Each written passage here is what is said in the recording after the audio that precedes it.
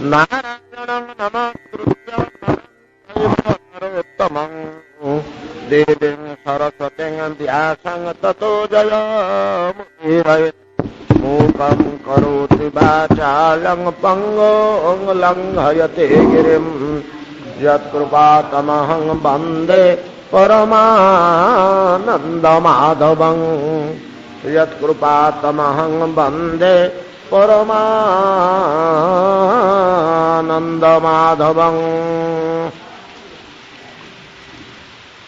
ईळोपाख्यानम् अत्रोगतं तारोपाख्यानमेव च सूर्यवंशानुकथनं ससदाद्यानृगादयः शौकन्याञ्चाथ सर्जाते ककुस्थस्य च धीमतः खट्वाङ्गस्य च मान्धातु सौभरे सगरस्य च रामस्य कौशलेन्द्रस्य चरितं किळिविषापहं निमेरंग परित्यागो जनकानाञ्च संभवः।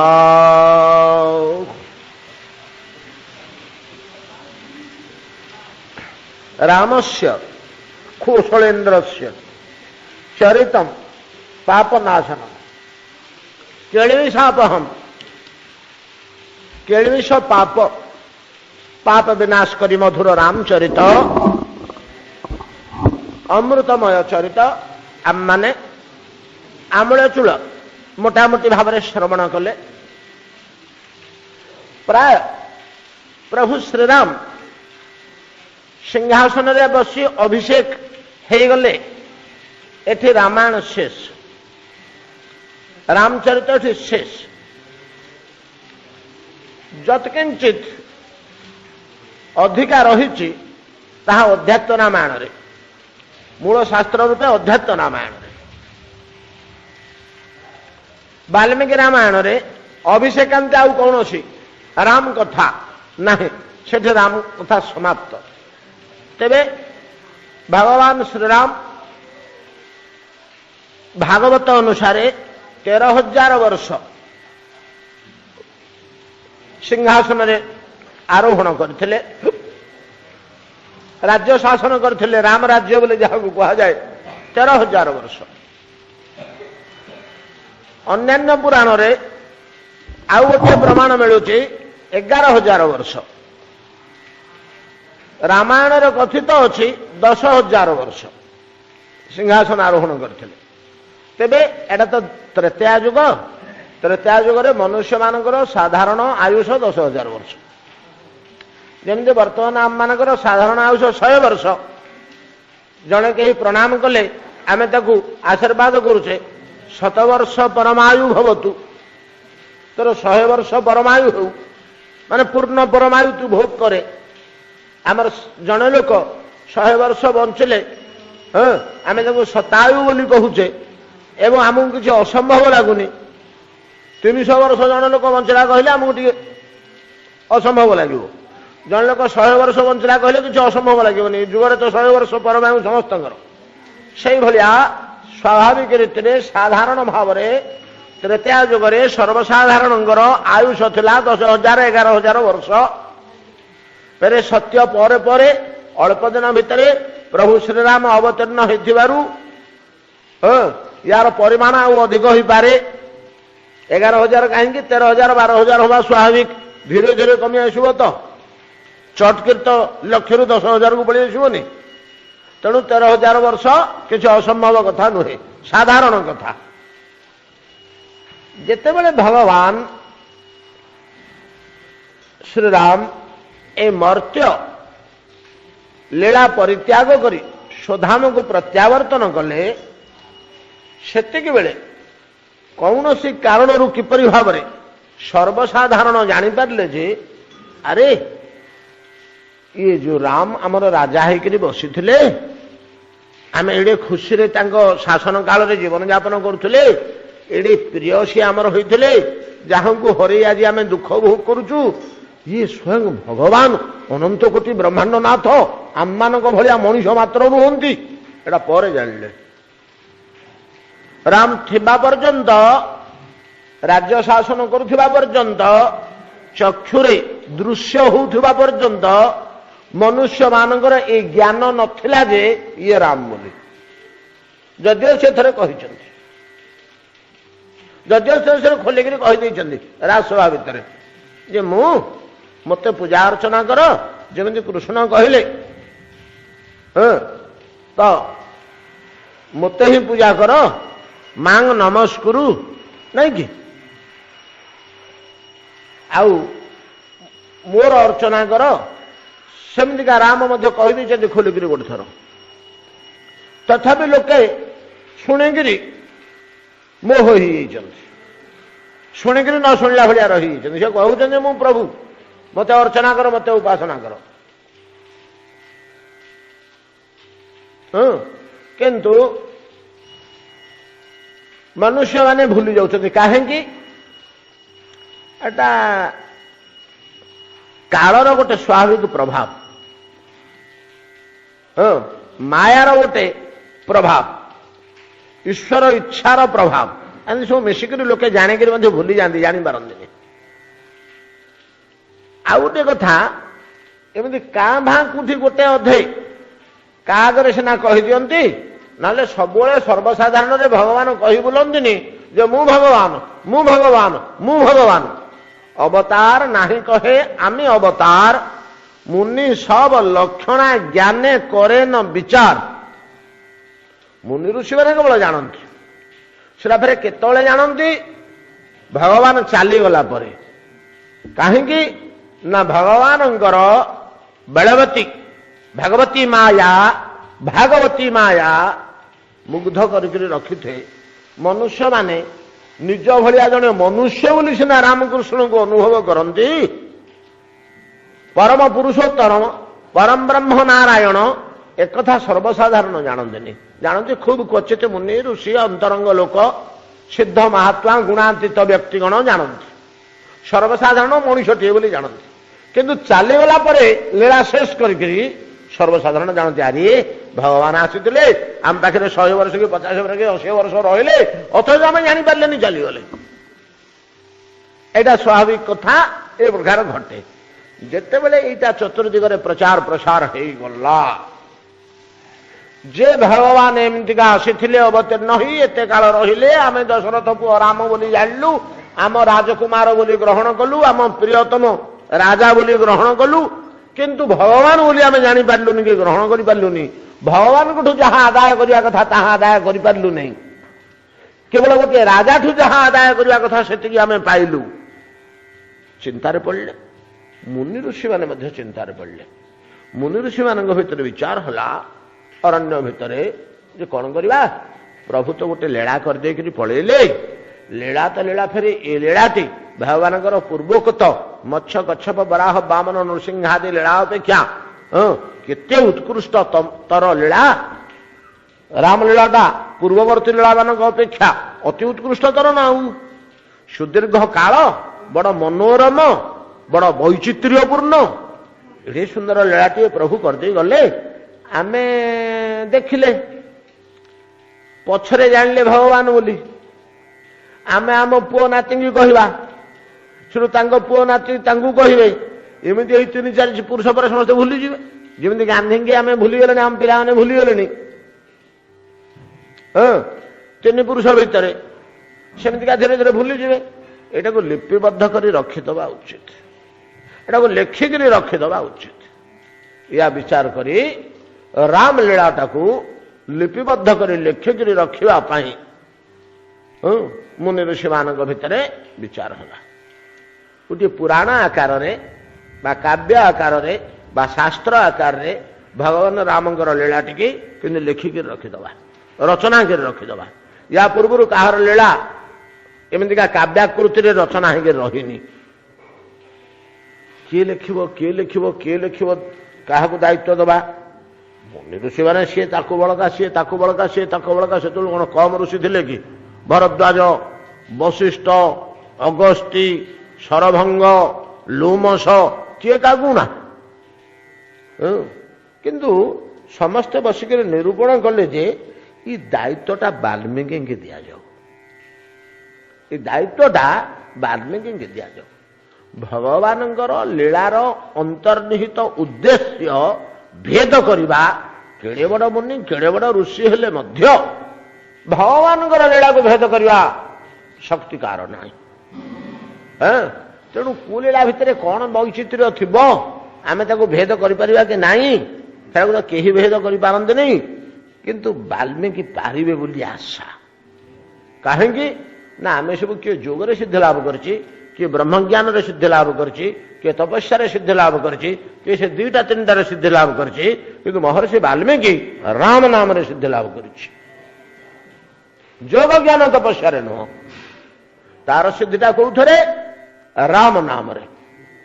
ତାପରେ ଓଲଟା ଜପ କରି କରି ଆମେ ତ ବ୍ରାହ୍ମଣ ଘରେ ଜନ୍ମ ହୋଇ ବ୍ରତ ଉପନୟନ ସାରି ବିଧିବିଧାନ ନୀତି ନିୟମରେ ଚଳି ଯୋଗ ଜ୍ଞାନ ତପସ୍ୟା କରି କରି କରି ସିଦ୍ଧି ଲାଭ କଲେ।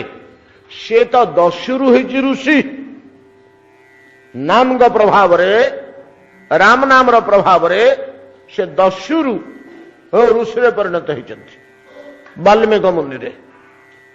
ତେଣୁ ରାମ ନାମର ପ୍ରଭାବଟା, ନାମ ଯେତିକି ଶକ୍ତିଶାଳୀ ଯୋଗ ଜ୍ଞାନ ତପସ୍ୟା କିଛି ନୁହେଁ ତା ଆଗରେ, ଏଟା ମୁନି ଋଷିମାନେ ନିର୍ଣ୍ଣୟ କଲେ। ତେଣୁ ନାମରେ ଯିଏ ସିଦ୍ଧି ଲାଭ କରିଛନ୍ତି ବାଲ୍ମୀକି ଦାୟିତ୍ୱ ଦିଆଯାଉ। ଏ ବାଲ୍ମୀକି ନା ଆଜ୍ଞା, ତମେ ଦାୟିତ୍ୱ ନବ। ଆଜ୍ଞା ମୁଁ କଣ ନବ? ତ ତମର ସେ ଶକ୍ତି ଅଛି, ଆମେ ପାରିବୁ ନ ପାରିବୁ, କୋଉଠି କଣ ଗୋଟେ ରହିଯିବ, ଉଲଟ ପାଲଟ ହେଇଯିବ, ତମେ ପାରିବ, ତମେ ଭେଦ କରିପାରିବ ଭଗବାନଙ୍କ ଲୀଳାକୁ। କାହିଁକି ନା ନାମ ଶକ୍ତିରେ, ନାମର ଶକ୍ତିରେ ତୁମେ ପବିତ୍ରୀକୃତ। ତେଣୁ ତୁମେ ଏ ଦାୟିତ୍ୱ ନିଅ। ଆଜ୍ଞା ମୁଁ କହିଦେବି ସିନା, ଲେଖି ଜାଣିନି। ହଁ ସେ ଗୋଟେ ଅସୁବିଧା ଅଛି ଯେ ସେଟା ଗୋଟେ ପ୍ରୋବ୍ଲେମ ନୁହଁ। ଭେଦ କରିବାଟା ହଉଛି ବଡ ପ୍ରୋବ୍ଲେମ। ଅନ୍ୟ ଗୁଡାକ ହେଇଯିବ। କେମିତି କଣ ହବ? ଠିକ ଅଛି। ସବୁ ମୁନି ଋଷିମାନେ ସରସ୍ୱତୀଙ୍କୁ ସ୍ମରଣ କଲେ। ସରସ୍ୱତୀଙ୍କ ବରପୁତ୍ର ତ ଏଗୁଡ଼ିକ ସମସ୍ତେ, ମୁନି ଋଷି ଗୁଡ଼ିକ ସମସ୍ତେ ବିଦ୍ୱାନ। ସରସ୍ୱତୀ ଆସି ପହଞ୍ଚିଲେ। ଆରେ ବତ୍ସ, ଏକାଠି ତମମାନଙ୍କୁ ସନ୍ତାନମାନଙ୍କୁ ଦେଖି ମୋର ବଡ଼ ତୃପ୍ତି ଆଜି, ବଡ଼ ସନ୍ତୋଷ। ମୋ ପିଲେ ତମେ ସବୁ, ମୋର ମର୍ଯ୍ୟାଦା ତୁମେମାନେ ରକ୍ଷା କରୁଛ। ଜ୍ଞାନ ବିଦ୍ୟାର ଅଧିଷ୍ଠାତ୍ରୀ ଦେବୀ ତ ସରସ୍ୱତୀ। ଆଉ କ'ଣ ପାଇଁ ମୋତେ ସ୍ମରଣ କଲ ତମାନେ? ମା ଆମର ଗୋଟେ ଅସୁବିଧା ହେଉଛି, ଟିକେ ସାହାଯ୍ୟ କରିବ ନା? ହଁ କ'ଣ କହ? ନା ତୁମର ପ୍ରିୟତମ ପ୍ରଭୁ ଶ୍ରୀରାମଙ୍କର ଲୀଳା ରସଟିକି କାବ୍ୟାକୃତି ଭାବରେ ରଚନା କରି ରଖିଦେବା ପାଇଁକି ଆମେ ଚାହୁଁଛୁ। ନା ହଁ ଭଲ କଥା। ପ୍ରଭୁଙ୍କର ଏଇଭଳିଆ ମଧୁରତର ଲୀଳା ଆମେମାନେ ମଧ୍ୟ ତାକୁ ଶତବାର ସହସ୍ର ବାର ଲକ୍ଷ ବାର କୋଟି ବାର ଶ୍ରବଣ କଲେ ବି ତୃପ୍ତି ଆସିବନି। ଲେଖିଦିଅ। ଆମେ ବାଲ୍ମୀକିଙ୍କ ଉପରେ ସେ ଦାୟିତ୍ୱ ଦେଇଛୁ। ମା ନା ଭଲ କଥା, ସେଟା ପାରିବ, ସେ ପାରିବ। କାହିଁକି ନା ତାର ଶରୀରଟା ରାମମୟ, ଅସ୍ଥି ରକ୍ତ ଲୋମ ମାଂସ ଚର୍ମମୟ ନୁହେଁ, ରାମମୟ ହେଇଯାଇଛି। ନାମ ପ୍ରଭାବରେ ତା ଶରୀରଟା ରାମମୟ ହେଇଯାଇଛି। ଆଉ ସେ ପାରିବ। ତାର ବୁଦ୍ଧି ଆଉ ତାର ମନ ରାମ ରସରେ ଏତେ ନିମଜ୍ଜିତ ଯେ ରାମ ଲୀଳାର ରହସ୍ୟ ଭେଦ କରିବା ପାଇଁ ସେ ସମର୍ଥ ହବ। ଭଲ ଚିନ୍ତା କରିଛ, ଦିଅ ତାକୁ ଦାୟିତ୍ୱ ଦିଅ। ମା ସେ ଲେଖି ଯାଉନି, ନିରକ୍ଷରଟା, ସ୍କୁଲକୁ ଯାଇନି। କହିଦବ ବୋଇଲେ ସିନା କିଛି କହିଦବ, ଆଉ ଲେଖିପାରିବନି, ଅକ୍ଷର ତ ଜାଣିନି। ହଁ ହଁ ସେ ଗୋଟେ ଅସୁବିଧା ଅଛି ନା। ସେଇଟା କିଛି ପ୍ରୋବ୍ଲେମ ନୁହେଁ। ଶୁଣ, ଏ ମୋର ଲେଖନୀଟେ ନେରେ ପୁଅ ବାଲ୍ମୀକି, ଧ ତୁ ଯାହା ସ୍ମରଣ କରିବୁ ତୋର ମନର ଭାବ ଗୁଡ଼ିକ ଅକ୍ଷରରେ ଲିପି ଆକାରରେ ପ୍ରକଟ ହେଇ ଲେଖି ହେଇଯିବ। ନେ ଲେଖନୀଟି ସରସ୍ୱତୀ ଦେଲେ।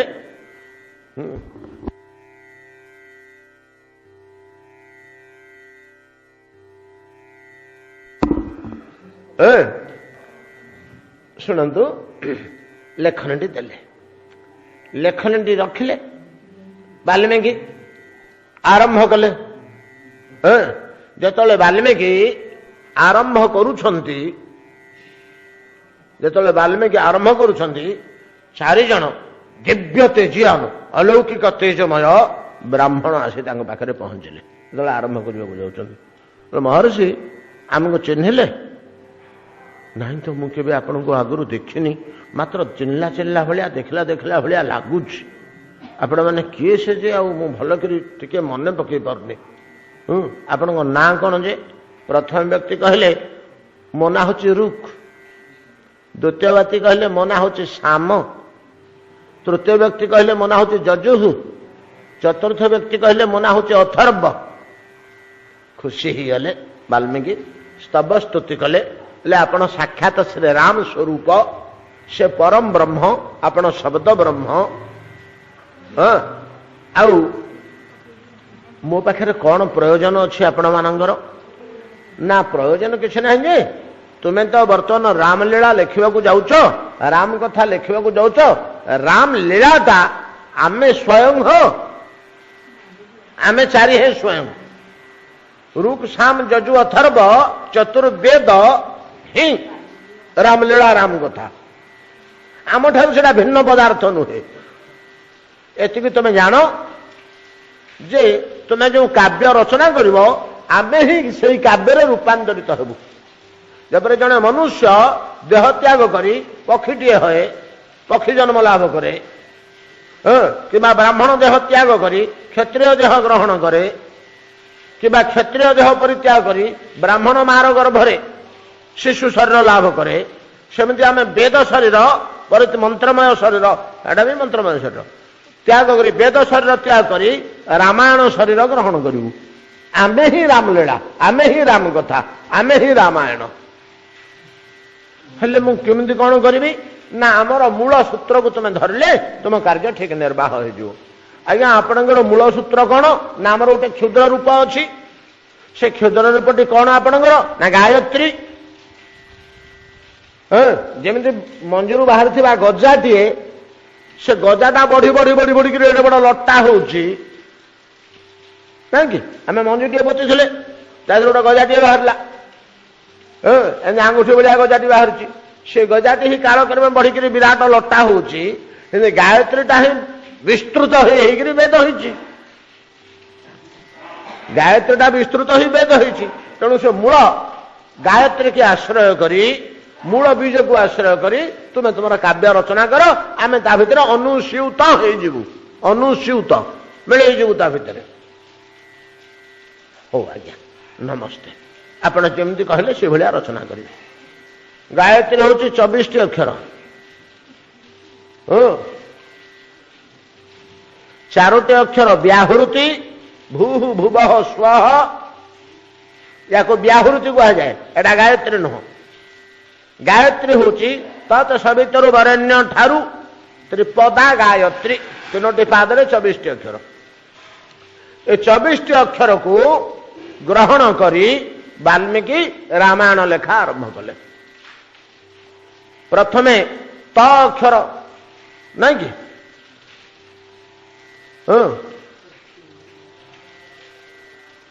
ତ ଅକ୍ଷର ଆରମ୍ଭ କଲେ। 24ଟି ଅକ୍ଷରରେ, ଗୋଟିଏ ଗୋଟିଏ ଅକ୍ଷରରେ 1,000 ଶ୍ଲୋକ ବାଲ୍ମୀକି ଲେଖି ଗାୟତ୍ରୀର 24ଟି ଅକ୍ଷରରେ 24,000 ଶ୍ଲୋକ ରଚନା କଲେ। ରାମାୟଣ 24,000 ଶ୍ଲୋକ ନା?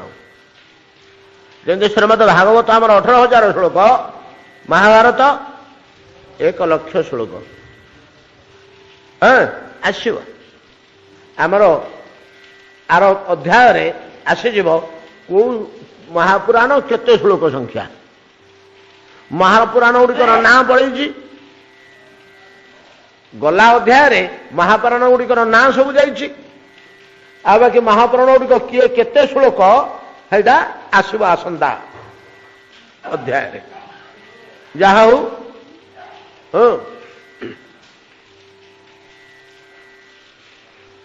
ତ ଗାୟତ୍ରୀ ମନ୍ତ୍ରରେ 24ଟି ଅକ୍ଷରରେ, ଗୋଟିଏ ଗୋଟିଏ ଅକ୍ଷରରେ 1000 କରି 24,000 ଶ୍ଲୋକର ଯେ ରାମାୟଣ ରଚନା କଲେ, କିଏ ସେ? ବାଲ୍ମୀକି। ତତ୍ ସବିତରୁ ବରେଣ୍ୟମ୍, ତଠୁ ଆରମ୍ଭ ହେଲା। ରାମାୟଣର ପ୍ରଥମ ଶ୍ଲୋକଟି ଇ ତ ଅକ୍ଷରରୁ ଆରମ୍ଭ କଲେ। तप स्वाध्याय निरत तपस्वी बाग वेदांबर नारदं परिपप्रच्छ वाल्मीकि मुनि पुंगव एठू आरंभ कले। नारद तांकर गुरु नहीं कि राम नाम शिक्षा किए देइथिले कि तांकु मरा मरा बोलिक जप करइथिले सेठू आरंभ कले। मु पचारले गुरुदेव को हे गुरुदेव नारदं परिपप्रच्छ वाल्मीकि मुनिपुंगव मुनिपुंग वाल्मीकि नारद को पचारले इठू आरंभ होला। तप स्वाध्याय निरत तरू आरंभ कले। रामायण संपूर्ण हो गला। 24,000 श्लोक होगला। सिंहासन रे जाई बसी पड़े। प्रभु श्रीराम भाई माने सेवा करुचंती आ राम राज्य आरंभ हो गला। प्रजा माने महान आनंद रे कालातिपात करुचंती। धर्म 4 पाद कहीं 8 पाद रही। जोटी धर्म से सुख आनंद जोटी अधर्म से दुख उक्लेश महाआनंद जो कालातिपात करुचंती अयोध्यावासी सिंहासन प्रभु बसे परम सुख भोग करुचंती। एठी रामायण समाप्त करने को बाहरले लेखा सरला ये सारिया समाप्त करवा समाप्त करने को जाऊँगी। शेष श्लोक सरला 24,000 संख्यक श्लोकटी सरला शेषटी इति श्रीमत रामायणे अमुक स्कंधे स्कंध तो नहीं कांडे अमुक चरित्र वर्णने अमुक अध्याय बोली जो समाप्तिकरण करने को जाऊँगी से सरस्वती छिड़ा हेले आविर्भाव धड़ कर अरे मूर्ख पुत्र तोर मूर्खता आहरी छाड़ला नहीं कि रामायण सारी दौचु सरीगला ना हाँ माँ सरीगला ना प्रभु वैकुंठ को जीवेनी प्रभु कौन तो गाँव लोक ये रे। सरस्वती पचारुचंदी अरे मूर्ख पुत्र राम कौन ये गाँव लोक कि पार्थिव व्यक्ति की जमी अवतीर्ण ही आसी लीला सांग करे तो ना माँ केमती जीवे मु तो सीटा जानी ना केमती जीवे जानिनु। आहरी बहुत जिनिस अच्छी राम वनवास सरीला लक्ष्मण वनवास तापर सीता वनवास नहीं प्रथमे सीता वनवास तापर लक्ष्मण वनवास तापर रामंक विलाप ओ मर्त्य त्याग वैकुंठ गमन एमती केतोड़िया कथा कहीदेले अरे सब बाकी अच्छी पूरण करे। वाल्मीकि टिके चिंता कले बोले माँ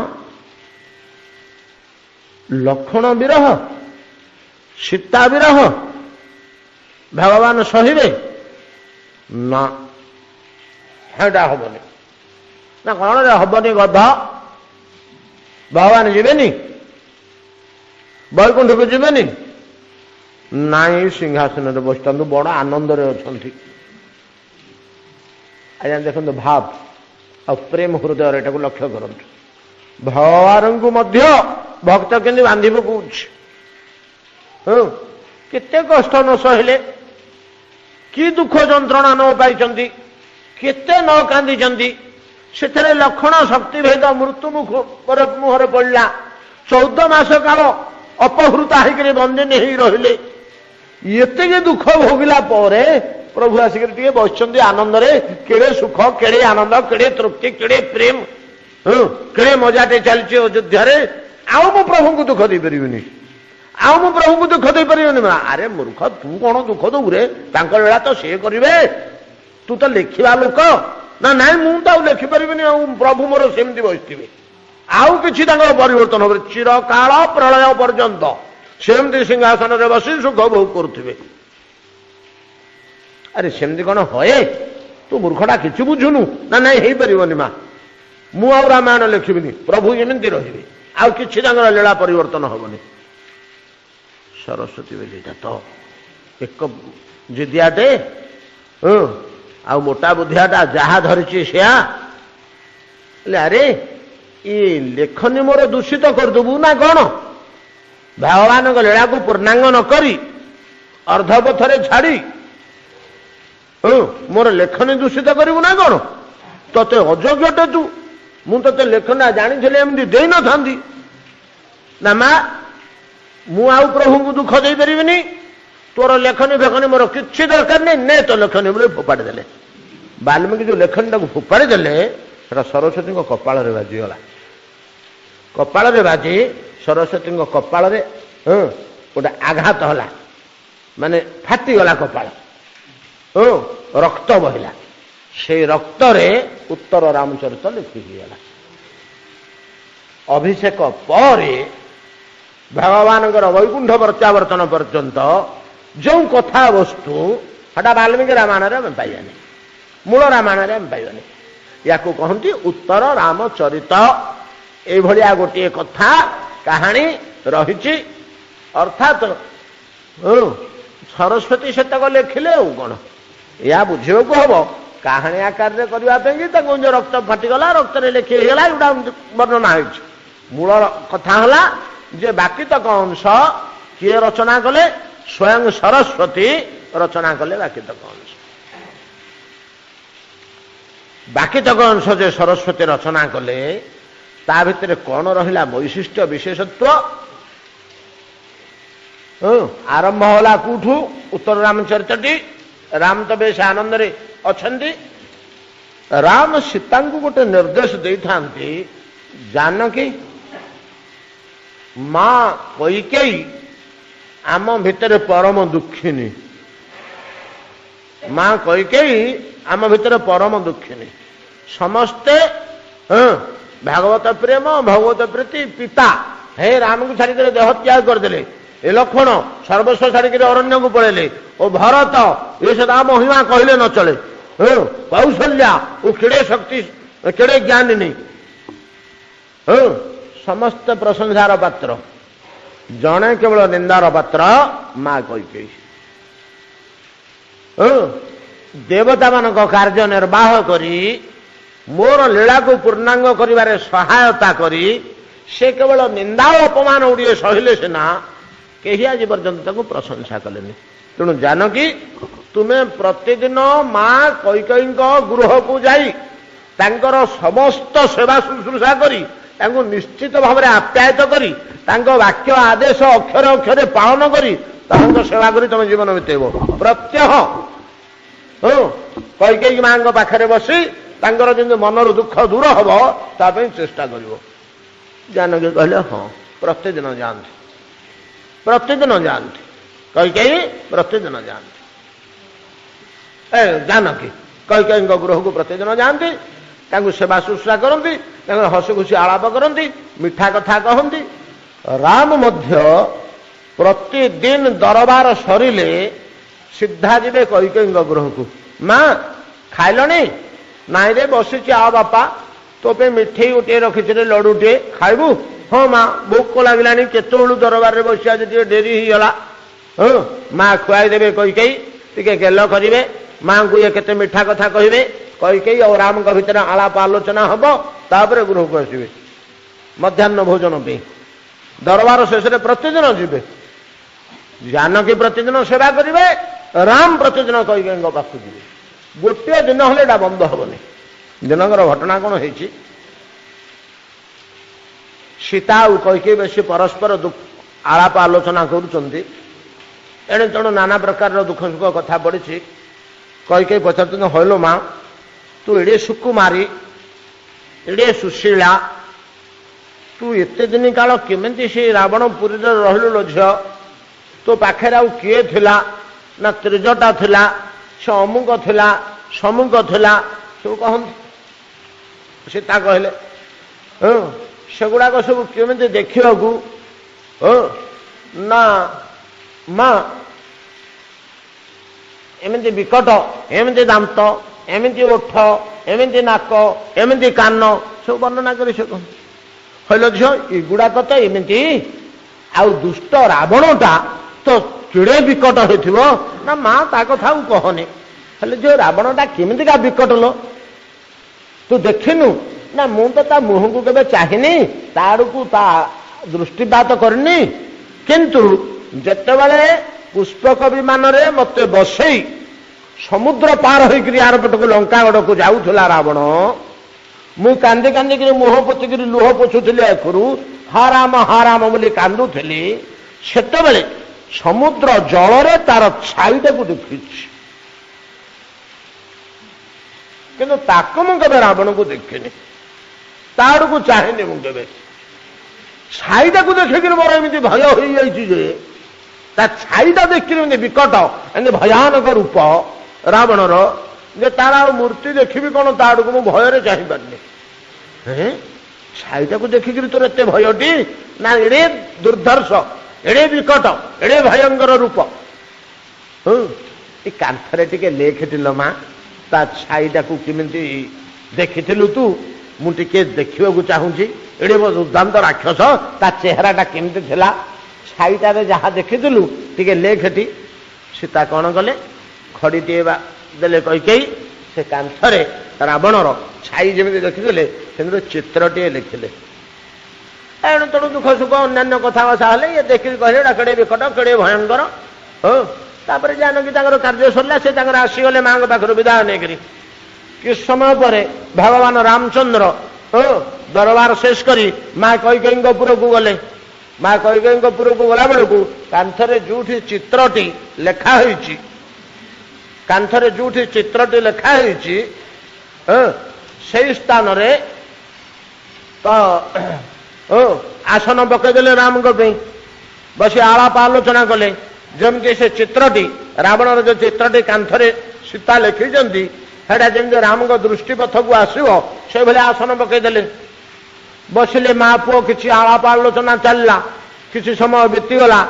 ଦୈବାତ୍ ରାମଙ୍କର ଦୃଷ୍ଟି ପଡ଼ିଗଲା। ଚମକି ପଡ଼ିଲେ, ଦେଖିଲେ ରେ ମା, ରାବଣର ଚିତ୍ର, ଏ ଭୟଙ୍କର ରାବଣର ରୂପ, ଏଟା କିଏ ଏଠି ଲେଖିଲା ମା?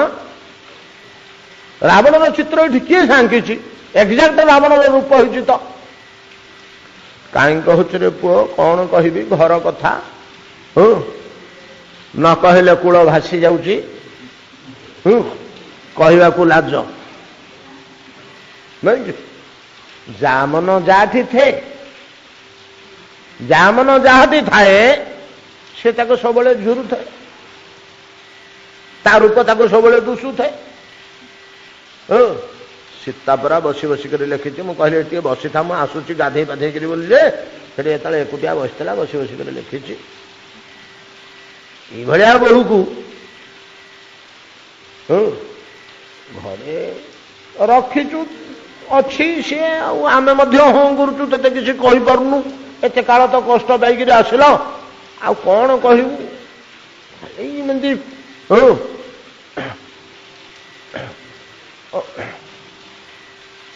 କୁଳାଙ୍ଗାର ବଧୂକୁ ଗୃହରେ ରଖିବା ଉଚିତ ନୁହେଁ ପୁଅ। ମା, ସୀତାକୁ ମୁଁ ଆଜି ଗୃହରୁ ପରିତ୍ୟାଗ କରିବି। ଏବେ ଯେଉଁ ହସ୍ତରେ ସେ ରାବଣର ରୂପ ଲେଖିଛି, ସେ ହସ୍ତକୁ ଛେଦନ କରି ସେ ହସ୍ତଟି ଆଣି ତୁମକୁ ମୁଁ ଉପହାର ଦେବି ମା, ତମେ ଆଖିରେ ଦେଖେଇବି। ତମେ ଭାବନ ଯେ ସୀତାର ମୋହରେ ପଡ଼ି, ତାର ରୂପ, ତାର ଗୁଣ ରେ ମୁଗ୍ଧ ହୋଇ ଅକୁଳିନା ବଧୂକୁ ମୁଁ ଗୃହରେ ରଖିଛି, ସେ ଦୁର୍ବଳତା ମୋର ନାହିଁ ମା। ଆଜି ଗୃହରୁ ମୁଁ ତାକୁ ବିଦାୟ କରିବି ଏବଂ ବାହୁ ଛେଦନ କରି, ତାର ଯୋଉ ହାତରେ ସେ ଚିତ୍ର ଲେଖିଛି ତାର ଛେଦନ କରି ସେ ହାତ ତମ ପାଖରେ ଆଣି ପହଞ୍ଚିବି। ବତ୍ସ ଦୀର୍ଘଜୀବୀ ହୁଅ। ଏତକ ଯଦି କରିପାରିବୁ ତାହେଲେ କୁଳର ମର୍ଯ୍ୟାଦା ରହିବ। ଏତକ ଯଦି କରିପାରିବୁ ତାହେଲେ କୁଳର ମର୍ଯ୍ୟାଦା ରହିବ। ଏଠି ଟିକେ ସୂଚେଇ ଦେବା ଦରକାର। ଭାଗବତ ଲୀଳା ବଡ଼ ବୈଚିତ୍ର୍ୟପୂର୍ଣ୍ଣ। କୈକେୟୀଙ୍କ ବ୍ୟତିରେକ ଦେବତାମାନଙ୍କର ଆଉ କିଛି ଗତି ନାହିଁ, ଆଉ କାହାର ସାମର୍ଥ୍ୟ ନାହିଁ ଏ ଭିତରେ ଏପରି ଧୈର୍ଯ୍ୟ ସହକାରେ ଭାଗବତ କାର୍ଯ୍ୟ, ଈଶ୍ୱରଙ୍କ ଇଚ୍ଛାକୁ ପୂରଣ କରିବା, ଦେବତାମାନଙ୍କର କାର୍ଯ୍ୟକୁ ପୂରଣ କରିବା ଶକ୍ତି ଆଉ କାହାର ନାହିଁ, ଏକମାତ୍ର କୈକେୟୀଙ୍କ ବ୍ୟତିରେକ। ଯେମିତି ରାମଙ୍କୁ ବନକୁ ନେବା ପାଇଁ ଦେବତାମାନେ କୈକେୟୀଙ୍କର ଆଶ୍ରୟ ନେଇଥିଲେ, ଠିକ ତଦ୍ରୂପ ପ୍ରଭୁଙ୍କୁ ବୈକୁଣ୍ଠକୁ ଫେରାଇ ନେବା ପାଇଁ କୈକେୟୀଙ୍କର ହିଁ ଆଶ୍ରୟ ନେଲେ। ମା କୈକେୟୀ ପ୍ରଭୁ ରହୁ ରହୁ 13,000 ବର୍ଷ ରହିଗଲେ, ସବୁ ଭୁଲିକିରି ବସିଛନ୍ତି। ଏ ପ୍ରଜାମାନଙ୍କର ସ୍ନେହ, ଏ ଦାସ ଦାସୀଙ୍କର ସ୍ନେହ, तुम्हें मां मानकर स्नेह ममता काटिकी प्रभु जापार ये केमिति जीवे कई कहले अरे केमिति जीवे वैकुंठ को केमिति जीवे तार रास्ता कले तो जीवे देवता मान ना मां रास्ता ता मुझे किसी दुशुनी ये तो बांधी रही स्नेह मोहरे अरे परम पुरुष परम ब्रह्म नारायण को बांध किए एटा बांध हे तमें चिंता करनी किंतु तमें तो किसी रहस्य जानून अरे इंद्र ए वरुण ए बृहस्पति को कौन पढ़ाऊच ना हाँ माँ तुम्हें जहाँ कौच सब ठीक शक्ति टाक न घुंचेले शक्तिवानटा जीव केमती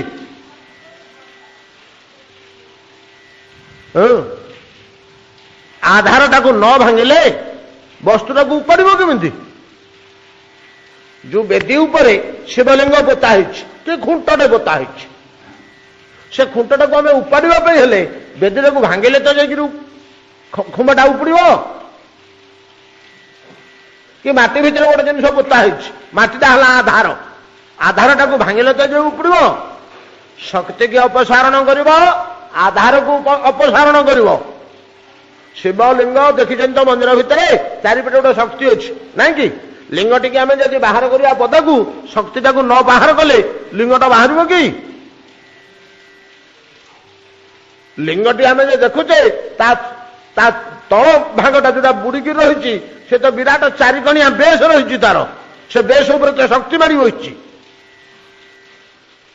ठीक से भाया प्रथमे सीता को अपसारण करने को हम राम पाखु तापर लक्ष्मण होती आधारभूत आधारभूत आधार अपसारण करने को हम गुड़ाक भर बहु रहस्य और तत्व रही आज्ञा आधार आधेय कथा आमर प्रथमे प्रथमे आलोचना होता शक्ति की अलग करने को हम आधार को अलग कर तेरे परम ब्रह्म पुरुष वैकुंठ को पड़े आपे ना जापरि माँ कौन करू ना कौन कर से भाया कार्य करू को हम किए पार राम को पाखर सीता दूरेवा को किए समर्थ हम ना प्रभु कार्य जमी हम से सब जीव कल्याण छड़ा कि ना एटा सब अनायास कैसे चिंता करनी ना माँ तमें टे चेष्टा न कर मत से झमेला करनी थरे मत झमेल पकईल राम भाया पुओ को बन को पठेली तुम कार्य साधन है रावण मला काम जुटला ना माँ सब तो कम सरीगला प्रभु तो पलि जा दरकार ना वैकुंठ को आउ तो मर्त्य बेसी दिन रही भल हेनी ना देख व्यवस्था कर मत से झमेल पकानी माँ आउ कि गति ना तुम छड़ा आउ कि गति ना ना राम कौन कहूँ ना आम प्रभु पाक जाइलु से कहले कई माँ को कह आउ कि पारे आउ कार शक्ति ना केवल कई माँ को कह से कौन गोटे व्यवस्था जदि करेंगे ताहले मु अनायास जापरि शक्ति आधार को आड़ेले तो मुझे जा व्यवस्था कर और राम चाहूँगी तार इच्छा प्रभुर इच्छा पूरण करवा ही आमर धर्म भगवत इच्छा हरिस्मरण हरिस्मरण सिद्धि लाभ हेले हरितोषण जोड़िए मात्र कार्य जीवर प्राथमिक स्तर रे हरिस्मरण टिके आगे गले आध्यात्मिक जगत रे तापर हरितोषण जोड़िए तो कार्य कौन आरंभ हरिस्मरण कर शेष को हरितोषण कार्य लगी पड़ जो थे भगवान खुशी हे जो थे भगवान संतुष्ट हे जदि ये कार्य कले श्रीराम खुशी हे करणीय किसी चिंता नहीं तुम जा मुझे व्यवस्था करी देवता ने फेरीगले माँ कहीकि समस्त व्यवस्था करदे प्रभु राम कहीकि तादृश प्रतिश्रुति दे घर को फेरी आसिले बोले जानकी शुणत ये गंभीर भाव प्रभु तमर किछि लालसा अंतःकरण भितर अच्छी कि तुम गर्भरे संतान विद्यमान अछंती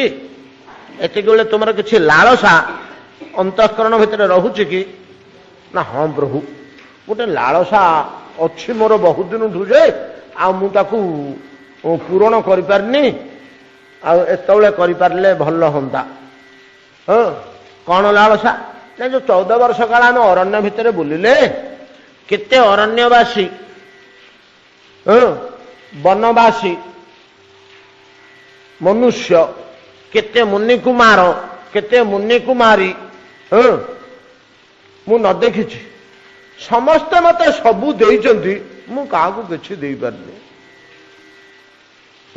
के फल देइछि के मूल देइछि के फूल देइछि के सुंधा देइछि के कौलिया पत्रटे देइछि जे जहा भल जिनिसटे पाइला मते देइचंती किंतु मु राजराणी हेई अयोध्यार सेमानकू किछि तो देइनी प्रतिवेदन सेमानकू किछि हले मु देई पारनी तेणु मोर इच्छा अरण्य भितर बुली मुनि कुमार मनु कुमारी वनवासी तो कंध कोल्ह सांताल जुआंग प्रभृति वनवासी मानकू किसी अपूर्व पदार्थ सुमिष्ट खाद्य अलंकार वस्त्र भूषण खेलना इत्यादि बांटती यहाँ मोर इच्छा ठीक अच्छे ताहाजी पूरण करा पूरण करा तमें सब जिन सब ठीक कर सीता संगे संगे सब ठीक कले राम का आदेश रे लक्षण बड़े लक्षण गोटे काम करू आस मु तोर बड़ भाई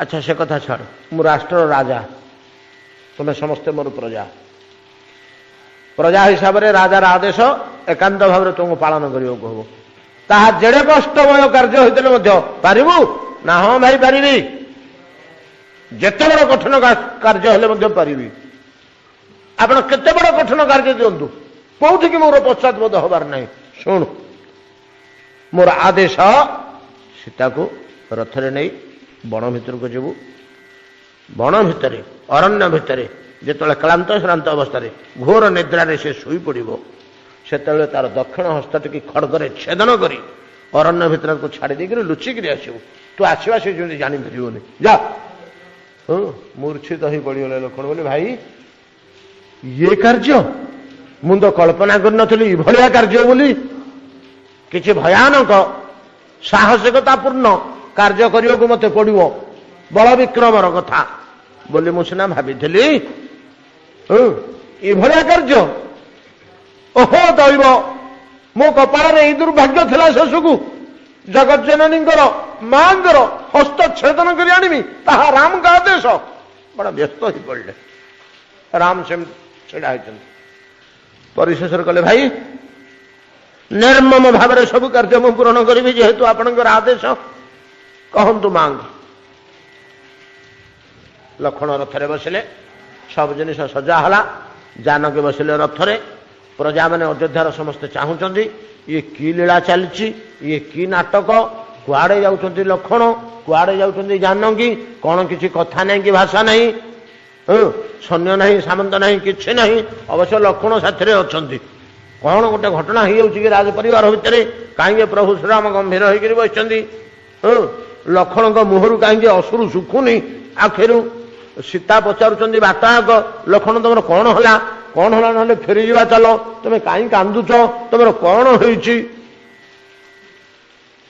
आनंदर कथा मत बण को बुले नौच मु विभिन्न वस्तु बांटा जाऊँगी एटा तो बड़ खुशी तुम मो सहित आलाप आलोचना कर जात कांदुच कहीं तुम मन कहीं एत दुख ना कि ना माँ कि ना माँ तुम्हें बस सब ठीक अच्छे चल अरण्य भितर को चलीगले अरण्य भितर बुली बुली बुली बुली गोटे बटवृक्ष मूल जो क्लांत श्रांत अवस्था रथ गति श्रांत हो जानकी शोई पड़े कौल पत्र गुड़े बिछेदेले तो अभ्यास अच्छी पूर्व 14 वर्ष काल शोवा सेरा मन पड़गला गछ मूल अरण्य भितर कौल पत्र शोवा केड़े आनंद व्याघ्र सर्प भय ना लक्षण धनुर्धारण कर बस निश्चिंत निद होगला जो निद होगला खड़ग बाहर कले लक्षण दक्षिण बाहु छेदन करने जानकर जो छेदन करने को बाहर करते खड़ग से सह्य करें छोट शिशु भाया कांदी पकड़े खड़ग फोपाड़ी देले निकट में बही जाऊ तमसा नदी निकट को दौड़िकी ସେଥିରେ ଲମ୍ଫ ଦେଇ ପ୍ରାଣ ତ୍ୟାଗ କରିବା ପାଇଁ ଠିକ କଲେ। ଯେତେବେଳେ ଲମ୍ଫ ଦେଉଛନ୍ତି କୋଉଠି ତମସା ନଦୀରେ, ସେତିକି ବେଳେ ଦେବତାମାନେ ଆସି ପହଞ୍ଚିଲେ। ହେଲେ ଲକ୍ଷଣ କ୍ଷାନ୍ତ ହୁଅ, ରହ ରହ, ଶୁଣ ଆମେ ଗୋଟିଏ ତ କପଟ ବାହୁ, ଛିନ୍ନ ବାହୁ, ସୀତାଙ୍କର ଠିକ ବାହୁ ତୁଲ୍ୟ ବାହୁ, ଗୋଟେ ଛିନ୍ନ ବାହୁ ଦଉଛୁ, ଏଉଟିକେ ନିଅ, ନେଇକରି ତମେ ଯାଅ ସୀତାଙ୍କର ବାହୁ ଛେଦନ ଯଦି କରି ନ ପାରୁଛ ଆମେ ଏତକ ସାହାଯ୍ୟ କରୁଛୁ ତମକୁ, ତମେ ଆତ୍ମତ୍ୟାଗ କରନି। ଲକ୍ଷ୍ମଣ ତା ବାହୁଟାକୁ ଛେଦନ କରିପାରିଲେନି, ଆତ୍ମବିସର୍ଜନ କରିବାକୁ ଯାଉଥିଲେ। ଦେବତା ମାନେ ଗୋଟେ ବାହୁଟିଏ ମାୟା ବାହୁ ହସ୍ତଟିଏ ତିଆରି କରି ତାକୁ ଗୋଟେ ପେଟି ଭିତରେ ବନ୍ଦ କରି ଲକ୍ଷ୍ମଣକୁ ଦେଲେ। ଲକ୍ଷ୍ମଣ ଦେଖିଲେ ବାହୁଟି ଦେଖିକିରି ଧରିକିରି ତାକୁ ଫେରିଗଲେ। ଅରଣ୍ୟରେ ଏକାକିନୀ ସେମିତି ଜାନକୀ ରହିଲେ। ଯେତେବେଳେ ଚାଲିଗଲେ, କେତେ କଥା କେତେ ରାମାୟଣରେ ଭିତରେ ଅଛି, ଯେତେବେଳେ ଚାଲିଗଲେ ରାମକୁ ନେଇକରି ଦେଲେ। ରାମ ସେ ବାହୁଟି ନେଇକରି କୈକେୟୀଙ୍କୁ ଦେଲେ। କୈକେୟୀ ଓଲଟ ପାଲଟ କରି ଦେଖିଲେ, ହରେ ପୁଅ ଏଇଟା ସୀତାରଟି, ଦେଖୁନୁ ମା ଲକ୍ଷ୍ମଣ ତ ଆଣିଛି, ମୁଁ କଣ ଜାଣିଛି। ଓଲଟ ପାଲଟ କରି ହଁ ହଁ ଏଇଟା ସୀତାର। ତାର ଦକ୍ଷିଣ ହସ୍ତର ନିମ୍ନ ଭାଗରେ ଗୋଟିଏ କଳା ଯାଇ ଚିହ୍ନ ଥିଲା, ଯାହାର ପରିଣାମ ସ୍ୱରୂପ ତାକୁ 14 ବର୍ଷ ବନବାସ ଭୋଗ କରିବାକୁ ହେଲା। ରମଣୀ ଶରୀରରେ ଦକ୍ଷିଣ ଅଙ୍ଗରେ କଳା ଯାଇ ମନ୍ଦା ଦୁଃଖଦାୟକ, ତେଣୁ ସେ ଦୁଃଖ ଭୋଗ କଲା 14 ବର୍ଷ ବନବାସ କରି। ଏଇ ସେଟା ଅଛି, ଏଇଟା ସୀତାର ହାତ, ଠିକ ଏଇଟା ସୀତାର ହାତ ବୋଲି କୈକେୟୀ ଶାନ୍ତ ହେଇକରି ରହିଲେ। ଅଯୋଧ୍ୟାରେ ଏଇ କଥା ପ୍ରଚାର ହେଇଗଲା। କିଏ ସାହସ କରି ରାମକୁ ପଚାରୁନାହାନ୍ତି। 3 ଦିନ 4 ଦିନ କାଳ ଭରତ ଶତ୍ରୁଘ୍ନ ଖାଇଲେ ନାହିଁ। କିଏ ଘଟଣା, ଇଏ ଅଘଟଣା କଣ ଏମିତି ଘଟିଗଲା। ସେପଟେ ଲକ୍ଷ୍ମଣ ଏକ ପ୍ରକାର ମୃତ ଅବସ୍ଥାରେ ପଡ଼ିଛନ୍ତି। ରାମ ଗମ୍ଭୀର ରହିଛନ୍ତି, କାହାକୁ କିଛି କହିବାର ନାହିଁ। ବଶିଷ୍ଠ ମଧ୍ୟ ଆସୁନାହାନ୍ତି। ହେଲେ ଏମିତି ଅବସ୍ଥାରେ ମୁଁ ଯାଇ କଣ କରିବି। ଏଇ ପ୍ରକାର ଯେତେବେଳେ ପରିସ୍ଥିତି, କୋଉଠିକାର ଅଯୋଧ୍ୟାର। ସମୟ କେତେ ହେଲାଣି? ଅନ୍ଧାରଟା ଦେଖାଯାଉନି। 7:25। ଯେତେବେଳେ ଏଇ ପ୍ରକାର ଅବସ୍ଥା ଅଯୋଧ୍ୟାର ଏ ପ୍ରକାର ଦୁଃଖରେ ଚାଲିଛନ୍ତି। ଦେବୀ ଜାନକୀ ଏକାକିନୀ ଅରଣ୍ୟ ଭିତରେ ହେ ଲକ୍ଷ୍ମଣ ବୋଲି ଯେତେବେଳେ ରୋଦନ କରି ଇତସ୍ତତ ବୁଲୁଛନ୍ତି, ସେତିକିବେଳେ ମହର୍ଷି ବାଲ୍ମୀକି ଯାଇ ପହଞ୍ଚିଲେ। କିଏ ଲୋ ମା ଜାନକୀ? ମୁଁ ସବୁ ଜାଣିପାରୁଛି, ମୁଁ ସବୁ ଜାଣିପାରୁଛି, କିଛି ଚିନ୍ତା କରୁନା। ଆମ ସେଥିରେ ଆଶ୍ରମକୁ ନେଇଗଲେ। ଆଶ୍ରମରେ ରହିଲେ ଜାନକୀ, ବାଲ୍ମୀକିଙ୍କ ଆଶ୍ରମରେ। ସେଠି 2ଟି ସନ୍ତାନ ଜନ୍ମ କଲେ। ଗୋଟିକ ନାଁ ଲବ ଆଉ ଗୋଟିକ ନାଁ କୁଶ ନାଁ ଦିଆହେଲା। ଅରଣ୍ୟରେ ବାଲ୍ମୀକି ମୁନିଙ୍କୁ ତାଙ୍କର ଜାତ ସଂସ୍କାର ସବୁ କଲେ ଏବଂ ସେମାନଙ୍କୁ ବିଦ୍ୟା ଶିକ୍ଷା ଦେଲେ। ଧୀରେ ଧୀରେ ସେ 2ଟି ମଧ୍ୟ ବଡ଼ ହେଲେ। ସୀତା ମଧ୍ୟ ଅରଣ୍ୟରେ ତପସ୍ୱିନୀ ଭଳିଆ ବାଲ୍ମୀକିଙ୍କ ଆଶ୍ରମରେ ଜୀବନ ଯାପନ କଲେ। ରହିଛି ଆଉ ଟିକେ ସାମାନ୍ୟ କଥା ରହିଲା ଉତ୍ତର ରାମଚରିତ୍ର, ଆଜି ସରିପାରିଲାନି, ଆସନ୍ତାକାଲି ତାକୁ ସାରିବା। ଏତିକିରେ ଆଜି ଭାଗବତ ବିଶ୍ରାମ କରନ୍ତୁ। ବର୍ଷା ଟିକେ ଅଧିକା ହେଲା କି?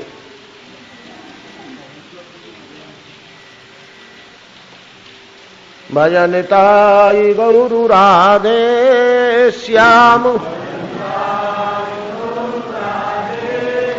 ଜପ ହରେ କୃଷ୍ଣ ହରେ ରାମ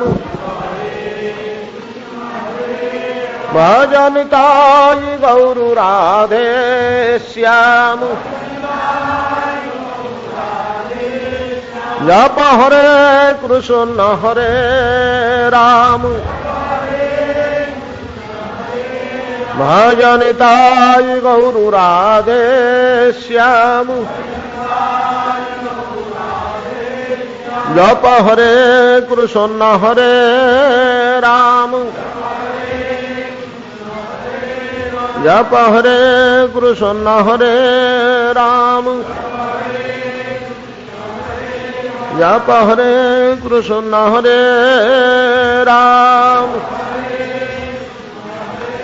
श्री गुरु प्रेमानंद निताय गौर हरि बोल निताय गौर हरि बोल निताय गौर हरि बोल।